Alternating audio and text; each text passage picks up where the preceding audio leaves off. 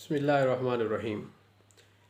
पेट की ख़राबी और गैस ट्रबल, इसके लिए इंतहाई आसान नुस्खा मैं आपको दे रहा हूँ। जिन साथियों को कहते हैं कि पेट में गैस हो जाती है खाना खाने के बाद, एक तो वो चहलकदमी ज़रूर करें, दूसरा वो खाने के बाद पानी का इस्तेमाल न करें, तीसरा अगर ये प्रॉब्लम मुस्तकिल हो रही है तो 1 चम्मच अजवाइन और चंद पत्ते पुदीने के रात को 1 गिलास पानी में भिगो के रख दें और सुबह नहार मुँह उठकर वो गिलास पानी का इस्तेमाल कर लें। याद रखें, ये पानी फ्रिज में नहीं रखना, ठंडा ना हो, बिल्कुल नीम गर्म पानी हो या मतलब ऐसी हालत में हो कि उसको फ्रिज ना लगा हो, तो ये पानी आप 1 हफ़्ता तक इस्तेमाल करें। इंशाअल्लाह गैस की तमाम प्रॉब्लम्स, महदे की तमाम प्रॉब्लम ख़त्म हो जाएंगी। हमारा चैनल सब्सक्राइब करें और ये वीडियो दूसरों तक भी सदका जारिया के तौर पर पहुँचाएँ। अस्सलामु अलैकुम।